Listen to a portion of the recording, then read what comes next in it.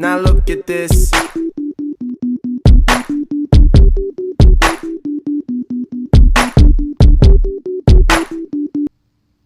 What's up, about Penguin? Today we do topic 6.5, regulation of gene expression. So there's a couple different regions on the DNA that's important in terms of gene expression. So the first place we have is the promoter region. The promoter region is where the RNA polymerase is going to bind to initiate transcription. Located close to the promoter, we have the ta-ta box. By its name, we know it's made up of thymines and adenine.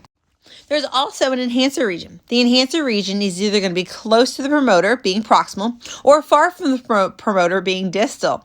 At the enhancer region, that's where activators are going to bind, or inhibitors. If it's an activator, it's going to turn on gene expression. If it's an inhibitor, it's going to turn off gene expression. There's many different levels in which gene expression can be regulated. So if you see at the very beginning, we have chromatin modification. This means that it can modify the DNA by methylating it, which will cause it to supercoil and inhibit gene expression. Or we can acetylate the histone tails, which is going to loosen the DNA from raveling around those histones, which will initiate transcription. Don't forget about what we talked about in the last video, how we can do alternative RNA splicing, which can modify our mRNA, which will, of course, modify the gene expressed. In addition, you can see that we can modify gene expression by looking at degradation of the mRNA using an siRNA or an miRNA. We can also modify by degrading that protein and inhibiting its process. So there's a lot of different levels that you can go through in order to modify gene expression. On to operons. This kind of gets a little complicated, so I hope you're ready to rock.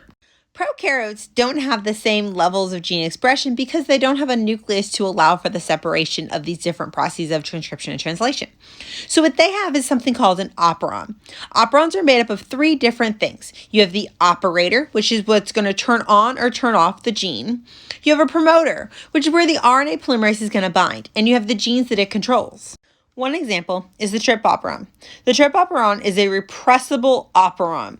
The job of the trip operon is to synthesize tryptophan. If tryptophan is present in the environment, tryptophan is going to bind to a repressor, and the repressor is going to bind to that operator, which will turn the operon off, because the repressor is going to inhibit the RNA polymerase from binding to the operator, which is going to inhibit transcription. So it's a repressible operon because it gets turned off by the presence of tryptophan. The lac operon is an inducible operon. It's traditionally going to be off and get turned on in the presence of lactose. So when lactose is present, it's going to bind to the repressor, which is going to turn off the repressor.